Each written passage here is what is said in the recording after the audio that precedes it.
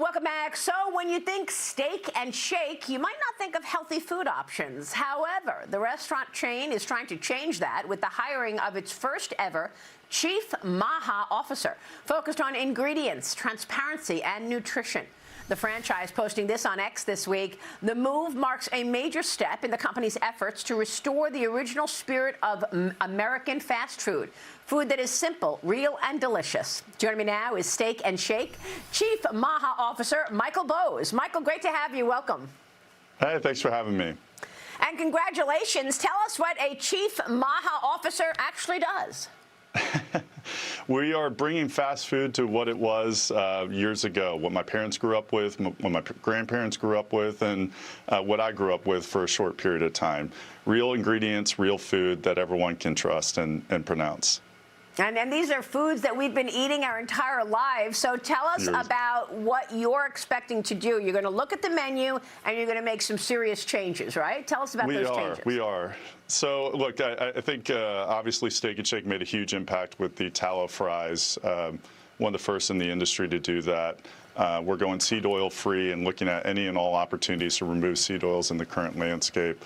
One big move that we will be making come June 1st, we'll be rolling out grass-fed, grass-finished beef to all locations nationwide. We tested in local markets, and what we expected proved to be true. Customers loved it, so looking forward to that change. So tell me about the seed oils and why that was such an important move in terms of potatoes. So I want to understand better what's healthy and what isn't.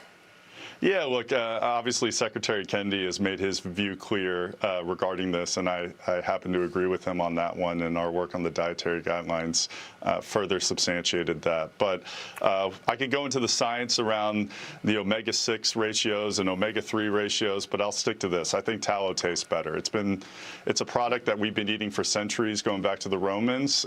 Something changed 30 years ago, and causation is not exactly like the change that occurred, but we introduced these seed oils, and the health of Americans declined drastically as a result of that.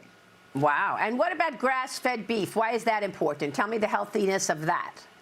Yeah, so again, not to go into science too much, when cows are eating corn instead of grass all the way through, you start introducing those omega-6 acids, linoleic acids that make their way into the beef. So if you drive down the omega-6 ratio with the omega-3 ratios, I believe that there's going to be a positive health impact with that. And again, I believe it also tastes better.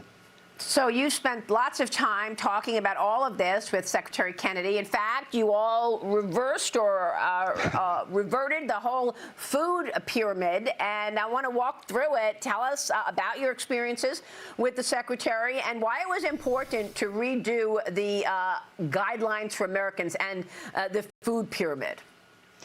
Yeah, Maria, I'll start by saying I never thought in a million years I'd work in D.C. and work in politics, but with President Trump and Secretary Kennedy coming in, I saw this opportunity to make a change. And so when I came in and really worked at the dietary guidelines, I was shocked to find that a lot of social issues made its way into nutritional science, climate change, affordability, and it strayed its way from, what is the healthiest thing I can eat? And we returned to that with gold standard science.